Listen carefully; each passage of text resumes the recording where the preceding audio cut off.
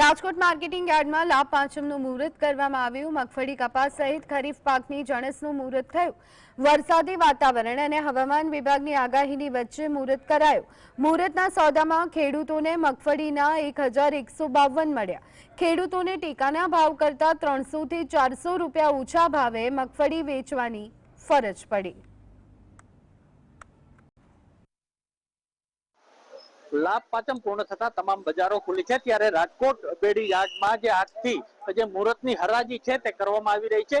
જે પ્રમાણે હું આપને દ્રશ્યો દેખાડવા માંગીશ કે મગફળી છે તેની મબલક આવક છે તે રાજકોટ બેડી જે માર્કેટિંગ યાર્ડમાં જોવા મળી રહી છે। તો બીજી તરફ અહીં જે મોટા પ્રમાણમાં જે મગફળીની આવકો થઈ છે અને બીજી તરફ કહી શકાય કે હરાજી છે તે ચાલુ છે તે કરવામાં આવી છે।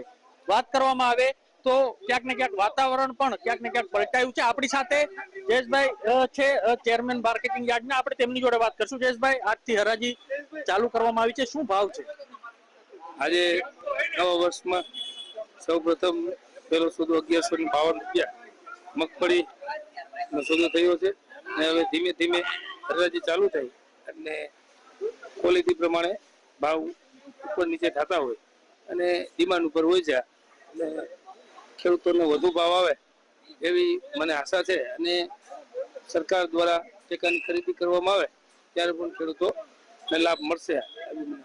સૌરાષ્ટ્રના જે મોટા ભાગના જે જામનગર પટ્ટાના અને મોરબી પટ્ટાના મોટા ભાગના ખેડૂતો આપણે બેડી માર્કેટિંગ યાર્ડ ખાતે આવે છે। આજે કેટલી આવક થઈ છે ને કેટલા ખેડૂતો આવ્યા છે? વરસાદની આગાહીને કારણે તમામ યાર્ડો એમની વ્યવસ્થાના ભાગરૂપે માલ મંગાવ્યો હોય।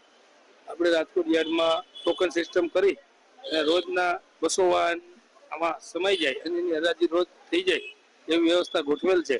એટલે આજે સોયાબીનના અને મગફળી એના 200 વાહન મંગાવ્યા અને અન્ય જણસીને રૂટીનમાં કપાસ, મગ, જીરું જે અન્ય જણસી જે બધી રૂટીનમાં ઉતારી છે અને મારું આ યાર્ડ ફરીથી દિવાળીની રજા પછી ધમધમતું થયું છે। હવામાન વિભાગ દ્વારા 2 દિવસની આગાહી છે તે દેવામાં આવી છે। વાવાઝોડાની ક્યાંક ને ક્યાંક આગાહી છે, તેને લઈને માર્કેટિંગ યાર્ડની કેવી તૈયારી છે? 25 થી લઈ અને 30 તારીખ સુધી વરસાદ અને આગાહી માવઠાની અને વાવાઝોડાની આગાહી હવામાન ખાતા દ્વારા આપી એના દ્વારા અમે યાર્ડ દ્વારા પૂરી સજાગતાથી પૂરી વ્યવસ્થા ગોઠવેલ છે। ખુલ્લામાં માલ નહીં રાખવા દઈ કોઈને।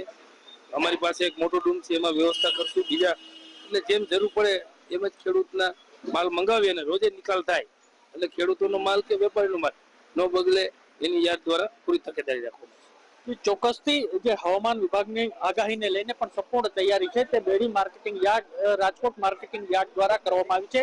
કે તમામ જે આ ડોમ છે, ડોમની નીચે જે તમામ જે જણસ છે ખેડૂતોની તે રાખવામાં આવી છે। જરૂર પડે ત્યારે જે જણસ છે તે મંગાવવામાં આવી રહી છે। 200 જેટલા ખટારા છે તે મંગાવવામાં આવી રહ્યા છે અને સંપૂર્ણ માલ વેચાઈ જાય ત્યારબાદ જ ફરીવાર જે જણસ છે તે મંગાવવામાં આવી રહી છે। એટલે ચોક્કસપણે હવામાન વિભાગની આગાહી વચ્ચે પણ ક્યાંક ને ક્યાંક બેડી માર્કેટિંગ યાર્ડ છે, રાજકોટ માર્કેટિંગ યાર્ડ છે તે ધમધમી રહ્યું છે।